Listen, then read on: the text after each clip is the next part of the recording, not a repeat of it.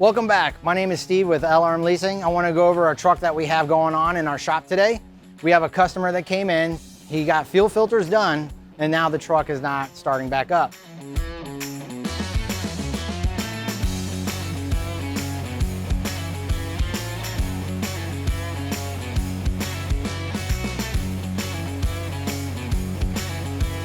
So the first rule of thumb is when we do something like replace fuel filters, we want to double check that one, the proper fuel filters in it, two, that it has a proper seal and nothing that was broke, that was mishandled. So the truck was towed in, and the first thing we're going to do is we remove the fuel filters, we double check, make sure it's the proper one, and we also double check to make sure that the standpipe, there was no issues with the check valve on the top, and as well as the seal. So once we did that, and then we've properly primed this truck, where there's a hand pump, we constantly pumped it, we cracked open the valve, make sure we have proper flow, which we did, and then after a while we'll try to start it, it'll lose prime. So what we did first was we go with the simplest thing, not straight to the biggest thing. So we went with the fuel check valve on the back of the head. Now we're holding pressure when we prime, so the truck still wouldn't start, but it wanted to. And then we started hooking gauges, and we started noticing that our fuel pressure was not reading high enough. I call a buddy of mine because he's a Paccar buddy of mine and he knows these engines a little bit better than I do. So I reached out to him and he told me, check the rear unit pump.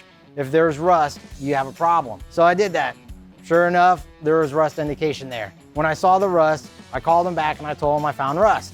He told me, check the port, it's plugged. Sure enough, the port was plugged. I had fuel coming out of the rail, but nothing coming out of the unit pump. So at this point, he said to replace the unit pump. So that's what we're doing. We're waiting for the part to show up. We're gonna throw the unit pump in, be able to crack this bad boy starting up right away, and the problem will be resolved.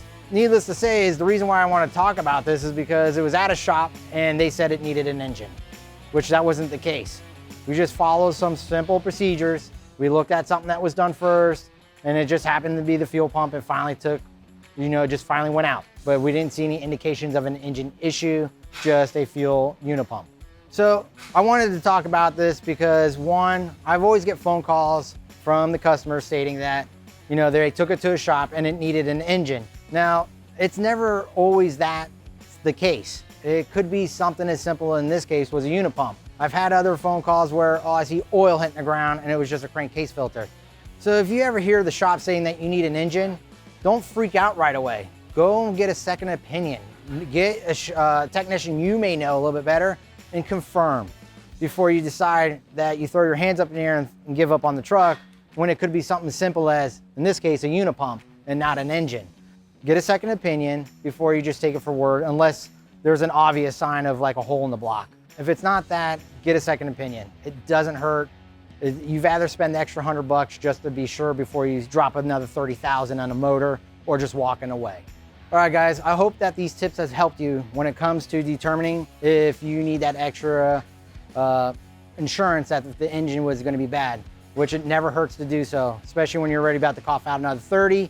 Just always get that a second opinion.